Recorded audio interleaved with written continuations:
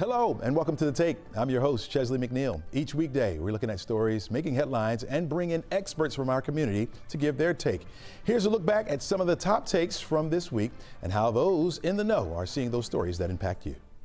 President Trump celebrating the 4th of July holiday by signing into law his One Big Beautiful Bill. Nearly 900 pages of legislation puts into motion many of the president's fiscal objectives for his second term. Among the highlights, the package makes the 2017 Tax Cuts and Job Act provision, which was set to expire this year, permanent. It also imposes work requirements for many adult Medicaid recipients, and it boosts the Pentagon's budget by $150 billion, along with increased funding for border security.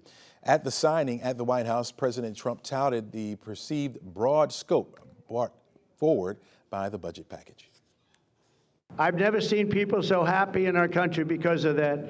Because so many different groups of people are being taken care of, the military and civilians of all types, jobs of all types.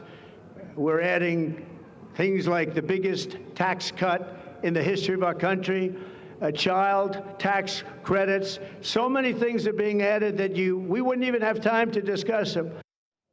All right, here this morning is Stacey Fox. She's the head of the Georgia Budget and Policy Institute. Welcome to the show, Stacey.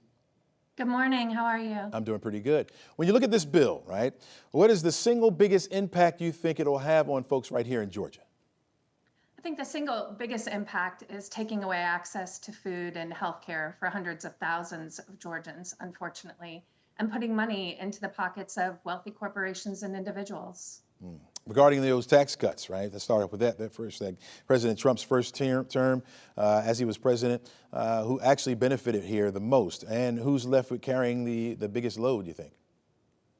Those who are already carrying the heaviest load, those who need support from our communities and from our government and deserve it, are going to be faced with more requirements, like you mentioned, work requirements that are going to inhibit their access to things like SNAP and Medicaid throughout the state. You mentioned Medicaid. Let's talk about that a little bit here. How real is the risk for thousands here in Georgia for that?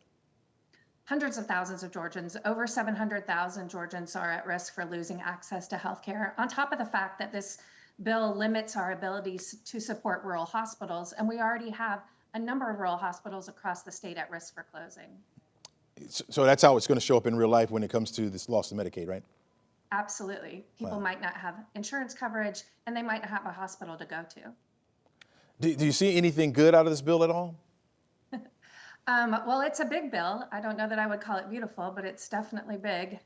We'd definitely like to see the child tax credit. We don't love the refundability of it, but nice to see a little bit of an increase there. Wow. There are some, we'll talk about we talked a little bit about the tax breaks, but you're saying that is going to go on the shoulders of those who are already lifting the load, right? Right, and increase our deficit. While we've been talking about that for quite a while now, this bill is going to increase the deficit, the federal deficit, by $3.4 trillion. So it's not as if we're decreasing costs by cutting these services to Americans and Georgians in specific. And the other thing I would mention is that while we have a surplus in the state of Georgia's budget, it's not enough money to cover this gap. So our legislators are going to have some hard decisions to make when they come back to the Gold Dome next year. Yeah, we talk about next year, right, when the bill kicks in. What should working class Georgians really be paying close attention to? Well, I think they're already facing impacts from things like tariffs and increased costs in their grocery stores. Some of this bill will take years to come into effect, but I think unfortunately they're going to have already started to see the impact of some decisions by this administration that's only going to get worse. What kind of pushback do you think it's going to get, as far as parts of this bill, and will they be effective at all? I mean, the pushback as far as from citizens and from some lawmakers as well. Well, I did see a poll this morning that said that lawmakers in Congress are worried about the impact on the midterm elections at the tune of 75–80% of them. So I think that's where we're going to see an impact, is what people expect from their government and who they want sitting in those seats making decisions for them. Do you expect any Republicans to campaign against this bill? To campaign against the bill? Yeah, or when we talk about we saw a few vote against, just a couple. I don't know in Georgia that we'll see that at all, but maybe around the country we will. I think it's a sad day, for us in Georgia and across the country as these services get cut. Yeah, one of the first areas you think that would you think Medicaid will be like the first area impacted the most or will be felt the most, you think? Well, I think in Georgia, we'll see the biggest cut from SNAP since we're not an expansion state. We haven't expanded Medicaid, but certainly Medicaid's at risk too. And these are the same families. So let's not pretend that these problems aren't compounding on the same families that are living across our state. 1 in 5 students are raising children while in school. With few institutes of higher learning offering critical financial support, Kennesaw State University is looking to buck that trend. With us now is Allison Garafino. She's with KSU's Children and Family Programs. Allison, welcome to the show.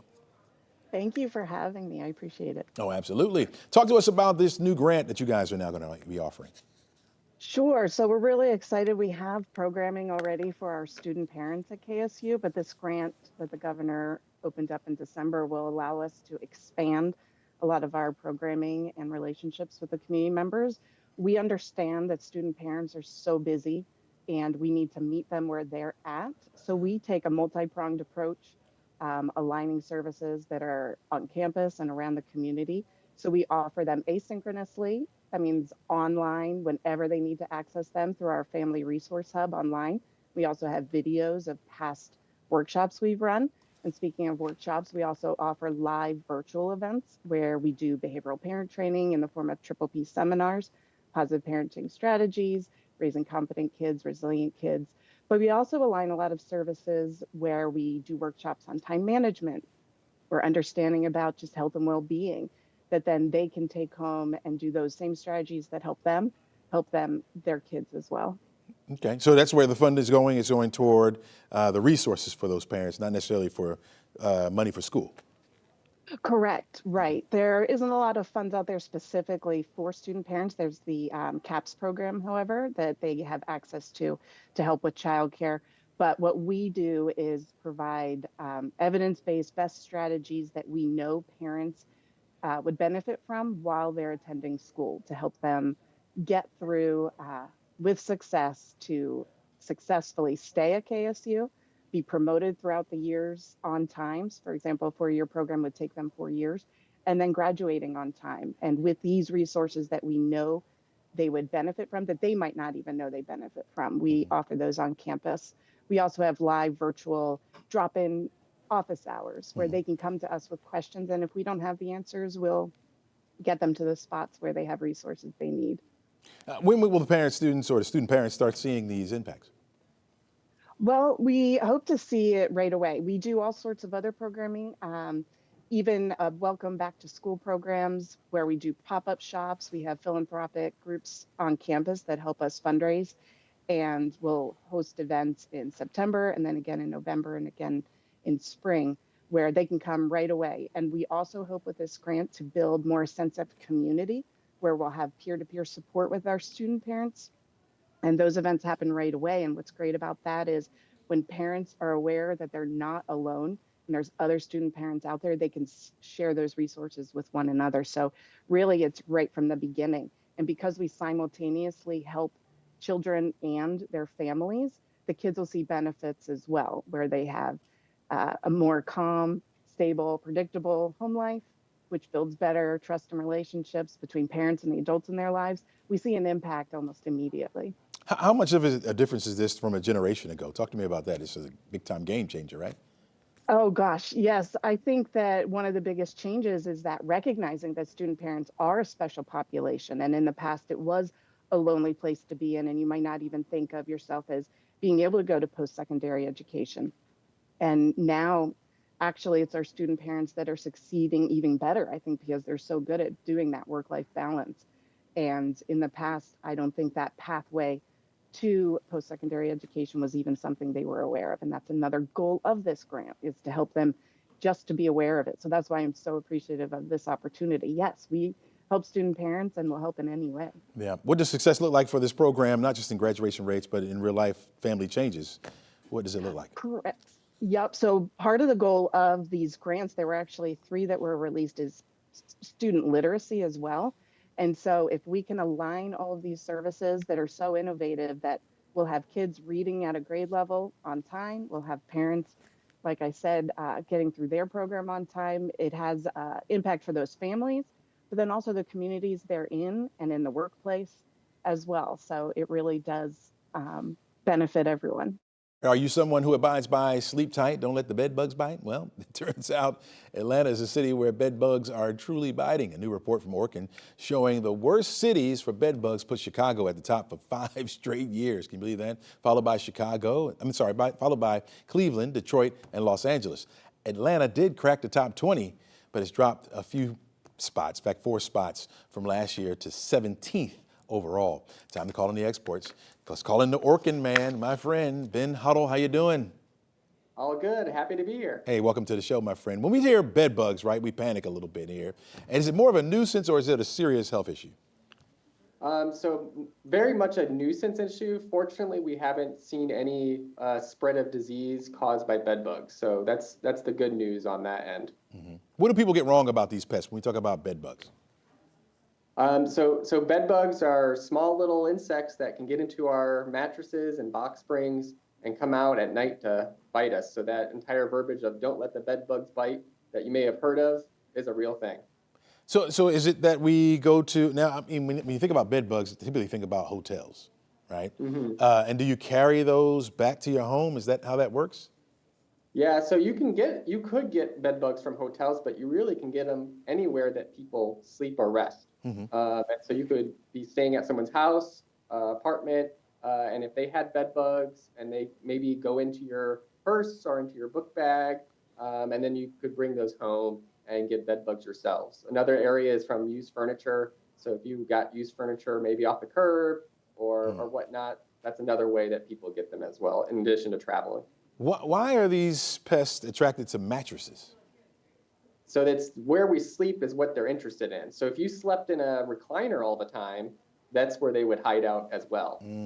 So since most people are probably sleeping on mattresses, that's where they're hiding. It's an area where there's dark cracks and crevices they can hide into, and then they'll come out at night to feed. So that's the only time they are coming out is when we're sleeping. What do they want from us?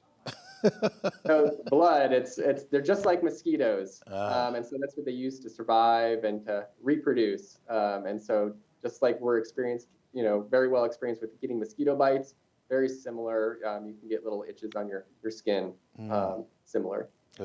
All right, so Atlanta dropped a few spots in the bed bug rankings, right? But we're still in the top 20. Is that a sigh of relief for us? Does that mean we're getting better, or we're about the same? So it's interesting, bed bug levels when we were back in 2020, when people aren't traveling as much, started to decline across the country. And I think we've seen a little bit of an uptick in bed bugs after people have started to travel over the last 5 years. And so I think it's pretty, we'll see a little bit of an increase, I think, over time as more and more people travel over the years. Yeah. Is Chicago just one of those hot spots because a lot of people go in and out of there? It seems like Atlanta would be equivalent to as far as travel wise, but what makes Chicago so hot for bed bugs? So it's central in the country. A lot of people traveling in and out of that area. So any big city that has a lot of people coming in and out and a large population of people would be more likely to have maybe larger bed bug issues. Clearly, so I'm sure New York is also one of those areas that has a lot of bed bugs, and then LA. So any of these large cities that are having a lot of travel. Yeah, clearly temperature doesn't matter much, right? You talk about Cleveland being up there, or are they more drawn to a cold weather city? So they can be found anywhere in the country. We actually have there's a species called the tropical bed bugs that have been also found in Florida, much more rare. But yeah, we've got bed bugs throughout the U.S. And don't seem to care what temperature it is. But if you go into Florida, there's another one that occasionally pops up that's a little unique. All right, tell us, we got them, right? What do we need to do to get rid of them? So the easiest thing is if you find that you have bed bugs maybe while you're traveling is to take precautions when you're coming back home. And so if you take all your clothing and whatnot and put it in the dryer on high heat, that will kill anything that's in there. And then just making sure that when you bring your luggage bag in, I wouldn't plop it right on your bed. Especially if you've been somewhere that has had bed bugs, you can do an inspection of the luggage itself. And if you're ever in doubt, you can always get a professional management company to come out and take a look. Yeah. Is there anything that you should spray your bag with or anything like that? Or you just kind of, they're just looking for, if they don't have a place, I guess, to get to us, the blood, right? That means they'll die off maybe? Over time, unfortunately, bed bugs can actually survive a long time Ooh. without feeding. Ooh. I did, believe it or not, I did research on bed bugs when I was at University of Florida, and I actually kept some alive without feeding for over a year. And so it's hard to kind of wait them out, but they won't do well over a long period of time. But yeah, you want to take a look at your luggage, see if there's anything crawling on it, and then kind of go from there. A recent report on data center trends show that Atlanta has surged to become the second largest data center market in the world in terms of inventory capacity. As these information hubs continue to pop up, concerns over protecting the environment keep rising as well. Joining us now is Dan DiOrio. He's the Vice President of the State Policy for Data Center Coalition. Welcome to the show, Dan. Thank you for having me. All right. Why is Georgia such a magnet for these data center constructions, and how does that fit into the national tech infrastructure map? Well, it's important to remember that data centers are everything we do every day. It's how we work, it's how we learn, it's how we communicate. It's buying groceries, it's streaming content, but it's our bank accounts and our healthcare records. Georgia has become a central market for data center development for a variety of reasons. One is a vibrant tech workforce, a vibrant construction workforce, access to reliable energy, access to reliable land, and also Georgia being the number one, if not one of the top states to do business in the country. I guess that's a good thing, but we've been hearing lately how these data centers has been getting a lot of pushback based on the, and even here in the metro area, based on the noise that they generate, the heat, the water problems that they get, overall safety. What do you say about these critiques? Well, I think data centers are very responsible users of the inputs that go into their facilities, and they're committed to responsible development in the communities in which they locate, obviously, including in the metro Atlanta area. It's important to keep lines of communication open, between residents, between local leaders, between utilities and regulators. But data centers are committed to being responsible energy and water users. In particular, they're prioritizing advanced cooling systems, sustainable water management practices, access and increased renewable energy, as well as additional energy efficient technologies. Those are some of the top inputs that go into the facility, and data centers have a built-in incentive to use them very responsibly and wisely. Last week, Dan, we talked about this very topic. We talked to Dr. Andrew Chin. He's from the University of Chicago, about the rise of data centers. We asked him what would be the smartest way to build these data centers and what would be best for our communities. Here's what he had to say. I think communities should band together and insist that the data center is environmentally responsible. And they might want to negotiate some kinds of contribution to community. I think they're sometimes called community benefit agreements to ensure that some of the value in the employment of this digital bonanza that's happening comes to the community where the data centers are hosting it. Dan, what's your reaction to what Dr. Chin had to say? Well, data centers are an economic driver, and they've been an economic driver in Georgia, contributing over $25 billion to Georgia's GDP, employing over 176,000 workers across Georgia, and bringing back over $1 billion in state and local tax revenue. Data centers are an economic driver for Georgia, and they will continue to be one. And so I think it's important to remember that they are a central piece of maintaining our U.S. global competitiveness as we look at the rise of digital infrastructure and artificial intelligence across the globe. But also they're an essential part of our national security as well. We want our data secured here, safe and securely domestically. Yeah. Do you realistically think Georgia could lead the way on climate smart data infrastructure? Again, I think Georgia is very much leading the way in data center development and realizing those economic benefits.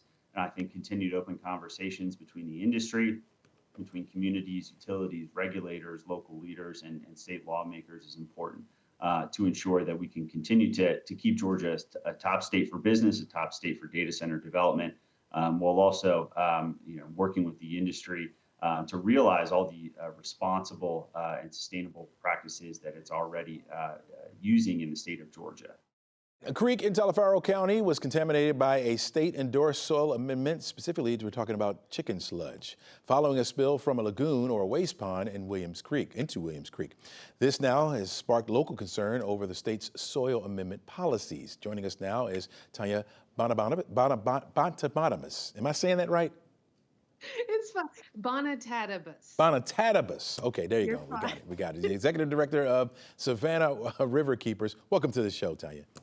Thank you for having me. All right, I tried. I'm sorry about that last name, but Fun. I love it. when you first heard about this, right, this fish kill, what went through your mind as someone who monitors Georgia's waterways daily?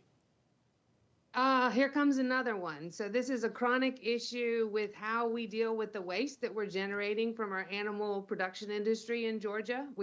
Chicken is #1 industry in Georgia, and all of that waste has to go somewhere. And unfortunately, that somewhere is these rural fields, not processed. And so this is not the first fish kill, and this is actually not the first issue at this site specifically. So are you seeing this as a warning sign to the entire sludge program that needs reform in our area? Well, for sure. We need to go back into the rulemaking on this program. This program has been a pretty big chronic nuisance, particularly for the northeastern part of the state for 11, 12 years, and we've been getting continually better. But unfortunately, even after we changed the law 2 years ago, there still isn't the stop work order or apparently the teeth to make sure that these guys are maintaining and running properly. So we're talking about an old hog farm that was the cause of this, that had a lagoon that they're bringing 30, 40, 18-wheelers a week and just dumping into this lagoon and then just spreading out on the ground. No treatment. It is as putrid as it sounds. It is absolutely awful for the people that live around it. And then to top it off, in this instance, the lagoon ran over and went into the creek. That creek actually then goes into the little river that goes into Strom-Thurmond, which is the largest lake east of the Mississippi River. So Wow. there are drastic impacts with the way that this waste is managed. The big problem is that the state can't figure out how to turn it off because we want to keep eating chicken, right? But that chicken, the waste has to go somewhere. And so if they stop taking it, then they have to stop processing the chicken. So there's a lot of work that needs to be done. Yeah, it's big business for us. How dangerous would you say this sludge spill can be, not only for wildlife, but for people that live around the stream and downstream? Well, beyond the spill, just the act of having this applied to the ground untreated makes the life of the person living next door absolutely miserable. We just had another site in Tignall, Georgia, which is in Wilkes County, where these guys it took 4 years, I think, to get them to stop. But if you live next door to this, or if you happen to be next to Grimes Hog Farm, actually is a retreat center, you can't live there if it's going on. There's flies, there's buzzards, it's pretty putrid. It's like living next to a gut pile. Wow. Is what it is. So what recourse do you have if you live there? Like, what can you do if you live there and you want this to stop? You have to report it, obviously, but how do you do that? Well, you're supposed to report it to the Department of Agriculture, and they're supposed to go out and investigate. You have the Environmental Protection Division that can step in once there's a fish kill. So this is an instance where the EPD was able to step in and actually do some kind of an enforcement. Again, this is the third issue on this site in a couple of years. But the answer is your recourse is not much right now. You can yell and scream. Hopefully your commissioners are helping you do that. Your elected officials are, but until we really get into this rulemaking and make sure that we're holding people accountable, unfortunately, all you can do is make your voice known. Any concern from you that these kinds of incidents erode people's public trust on any state-led environmental initiatives that are working well? Well, 100%, right? So if we want to continue to grow and be this industry that is animal agriculture, you have to make sure you're doing that sustainably. And it really does it puts a black mark on everything if this is how we're maintaining, and especially our rural Georgia lands, which are supposed to be, this is the home of ag. So we need to do a much better job making sure we're protecting the people that actually live there. Well, the Newton County Sheriff's Office is taking a proactive approach when it comes to treating an opioid overdose. The agency is installing vending machines stocked with Narcan, placed strategically in certain locations around the county. Joining us now is Caitlin Jett with the Newton County Sheriff's Office. Caitlin, welcome to the show. Hey, thank you for having me. Absolutely. Now, how many of these machines have the department placed around the area? Right now we have two. Our second one was just installed at our West Side precinct on Salem Road in Covington, which is right by the Walmart. All right, so the law has changed recently to allow these vending machines. Why did you guys decide to take the early lead on this in the state? Yes, we're always looking for ways to lead in Georgia. Sheriff Ezell Brown partnered with GNR Health, which is Gwinnett Newton Rockdale Health. Through a grant that was awarded to GNR Health, we were able to install the first naloxone vending machine at a law enforcement facility at our headquarters on Alcovey Road in Covington. In June, we have seen that 19 of those boxes have left our facility. Wow. All right, so you're offering this for free, 24/7. What kind of response have you gotten from the community so far? We have seen a really positive response. Across the nation, we are seeing the opioid crisis. And so we are hoping that this vending machine will help save lives in Newton County and beyond. Okay. Are you using this tool as a one-off? Do you see it that way, or is it becoming part of a wider shift in how law enforcement takes on this opioid crisis? We are hoping that we're hoping that we are a model for this vending machine, and that other sheriff's offices and police departments will follow our lead. Mm-hmm. Opioid rehearsals are already high in Newton County. What is the bigger message these machines are sending to residents and other people watching this model?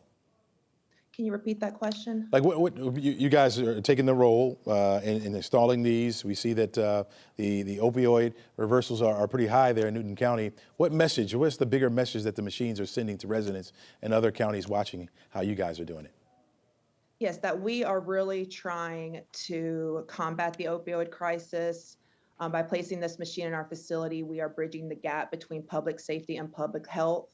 According to ODMAP, which is the Overdose Detection Mapping Application Program, from 2024 to present, Georgia reported about 15,500 opioid overdose incidents requiring an emergency response. Newton County accounted for 173 of those incidents, which is approximately 1.12% of the state's total. Out of that, naloxone was administered in 113 of those local cases, representing 65% of responses. Yeah. Are you guys going to be adding any plans in the future to add more of those machines around? We are looking into installing more of those machines. Yeah. Okay. You've placed them. Well, you said you got one now. Now you have the two, right? Yes, so we have one at our headquarters on Alcovey Road. Then we have one at our West Side precinct on Salem Road. What's some of the other locations that you'd be looking to place them? We can look at our other precincts. We have about 3 other precincts. We also have some county buildings, so I can't specify where we're going to be placing them, but we are looking into placing more. Last week, police in East Point investigated a shooting of a 3-year-old boy, later found to be accidental. This was at a home along Hawthorne Way, a couple of blocks from the former Fort McPherson and the Tyler Perry studios. Parents told the police their toddler found an unsecure handgun. He was rushed to the hospital and pronounced dead. East Point's police chief called his death unacceptable and irresponsible. Based on the evidence we've seen, it seems like this was an accidental shooting, and it's just discouraging and sad because a 3-year-old child lost her life because of irresponsibility. Yeah, the case is serving as a tragic reminder of understanding the state's gun laws and the importance of parental responsibility. Joining us now is Professor Thaddeus Johnson, back with us again from Georgia State's Department of Criminal Justice and Criminology. Welcome to the show again, Professor Johnson. Thank you for having us. As always, thank you for this important conversation. All right, yeah, so let's kick it off with the law here in Georgia, what it says about parental responsibility when it comes to handguns. This case in East Point is a heartbreaking one. How common are these kinds of accidents here in Georgia, and could stronger laws really have prevented them? Yeah, so, these things happen all too commonly, and sometimes we hear about it, sometimes we don't. Many times it doesn't end in death. There are scares, could be injuries. And, and it's funny, though, in Georgia, the Georgia law says that you can't give handguns to kids, right? Anyone under 18, unless they're supervised while they're hunting, target shooting, or defending themselves, right? But parents can face charges, right? If they knowingly or intentionally or recklessly let a child get a hold of a gun, ignore clear warning signs that the child or the youth may want to injure someone. The prosecutors can go after things like reckless conduct, involuntary manslaughter, child cruelty, but those rely on discretionary interpretation. There's no explicit law here, like in many other states, that says you have to have a mandatory locking device. You have to have it secured. Otherwise, if a child gets hold to it and someone gets hurt, the child gets hurt, or there's an incident, the parent can be charged with a misdemeanor, a fine, and sometimes a felony. You're saying that's not here, right? That's not here in Georgia, and Wow. that's disturbing because we find these laws actually save lives. It reduces unintentional child deaths and injuries. And research has even shown with the CDC that about 50% of these unintentional shootings with children happen in homes, and 74% involve the unlocked weapon. And so we need to provide our lawmakers and prosecutors with a tool to wield that's not interpretive, but actually explicit when it comes to holding parents responsible. What is the challenges behind that? Like, why aren't we there yet, do you think? Well, not now, Chelsea. You're gonna get me in trouble, right? But the hate bill, right? But in this country and in Georgia, we love our guns. I mind you, I have a family that we love the Second Amendment, right? We're not big advocates, but we understand it. But I think people think that it takes away from their gun rights. I also know that oftentimes you don't want to be cruel or appear cruel and charge a grieving family who's lost a child or a loved one has been killed or injured by a child. So I believe it's that humanitarian aspect where people just can't get over that edge. But the thing is, you can have this law. It can be a case-by-case basis. It doesn't have to be a cookie cutter or one size fits all. And again, these laws save lives. If you get a law with guns, maybe it has to extend to other weapons. I mean, I guess you could probably arguably say, what's stopping a child from getting a knife or some other tool as a weapon, that kind of thing. Is that one of the issues? I mean, are we just that far behind when it comes to these laws? I mean, I'm just trying to figure out the officers, right? What tools do they have to enforce these gun safety and storage laws? What rights do they have, or what kind of, are they hands tied on this thing? Yeah, well, oftentimes it's very reactive, right, when it comes to enforcing the law for this or many other things. However, we don't need a law to practice a safe culture of gun safety. True. Right? You don't need that, right? Look, and I know the people will say, well, what good does an empty, locked weapon do when there's a home intruder, right? I get that. But you can have safe storage. You can separate the ammo. Right, you can have financial incentives that the state can provide when people buy free safety devices and these types of things. But it's about driving a cultural shift because otherwise it's pretty reactive. And so, great point about whether it's a knife, whether it's a chainsaw, right? The thing that we really need to be mindful of is that we have to provide parents with the resources, locking devices, whether it's training. Mind you, to own a handgun or possess a handgun in the state of Georgia, you don't need any special training. You don't need a special certification. And hell, you don't even need to get a background check unless you are a seller, right? If it's a private transaction, you don't have to worry about that. So we have loopholes in other places. And so it's about creating a culture of safe gun culture, right? And it's more so than the law. The law is just part of it. Yeah, I was just about to ask you that. Like, what do we need to do to create that culture? So what are the other things that we need to do to get that message out, get that word out to people, to practice this, besides another killing, right? Or somebody dying, to get that out? Yeah, I think, oftentimes we need to create a culture how you'll see police officers doing things like seatbelt or child seats, right? You need to push those initiatives out there, engaging pediatricians to engage families. Again, those tax credits that some states have done, and actually the state of Georgia has often put that bill on the table right now. It's passed the House, but it's not law yet. So you can do those things as well. If you're a parent and your child is going to someone's house, ask them, is there a weapon around? It's not about the rights and wrongs of it. You want to know how safe or not safe that parent or that family is. So those are some things that we can do and not waiting until another tragedy happens so it can be a flash in the pan because our emotions are so wrapped up and we're not necessarily grasping to what's the underlying problem is. Well, a proposed plastics recycling plant in Upson County costing close to $1 billion is dividing the community, with hundreds joining a grassroots effort to stop the project before it even gets started or gets approved. Let's bring in 11Alive's Caitlin Ross, who has been digging deep into this one. And Caitlin, let's start off by explaining what's all on the table here. This is a company based in California that wants to bring a recycling plant, a plastics recycling plant, to Upson County. They plan to spend nearly $1 billion building this plant, and they say it would help eliminate the plastic waste crisis in this country.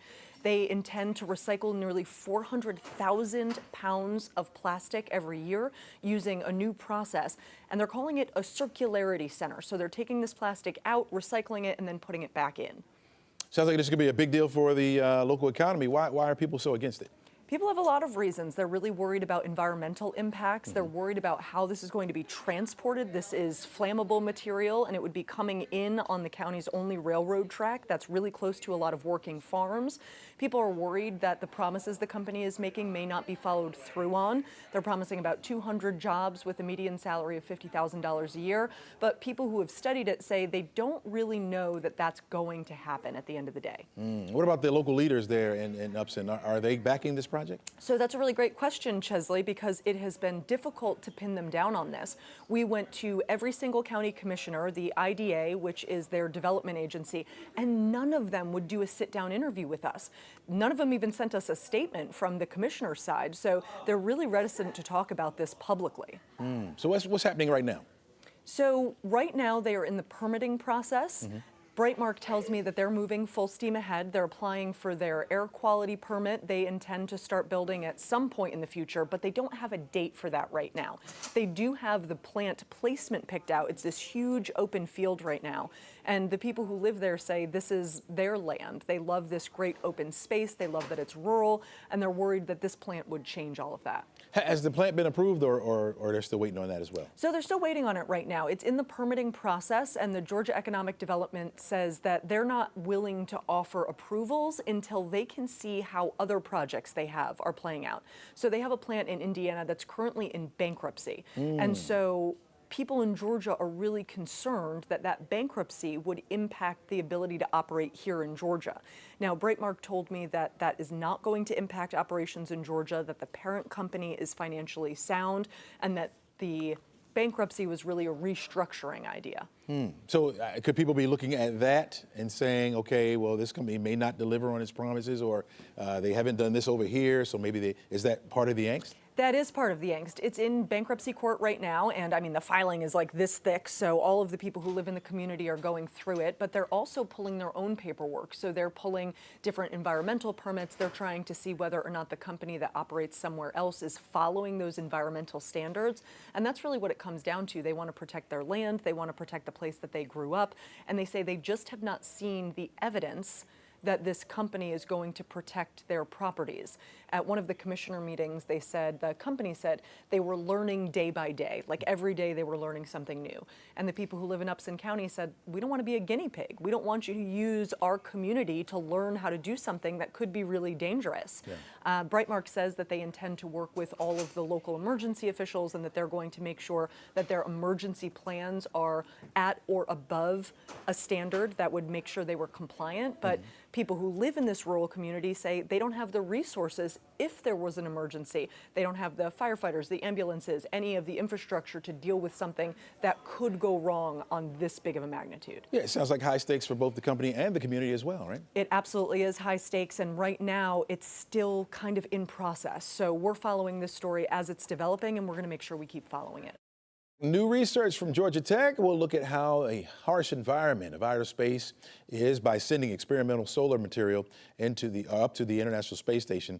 Here now with more on the project is Judd Reedy. He is the executive director of Georgia Tech's Space Research Institute. Judd, welcome back to the show. Thank you for having me on again, Chesley. It's good to be back. Yeah, space is a brutal place for any kind of material. What makes these solar cells strong enough to survive up there?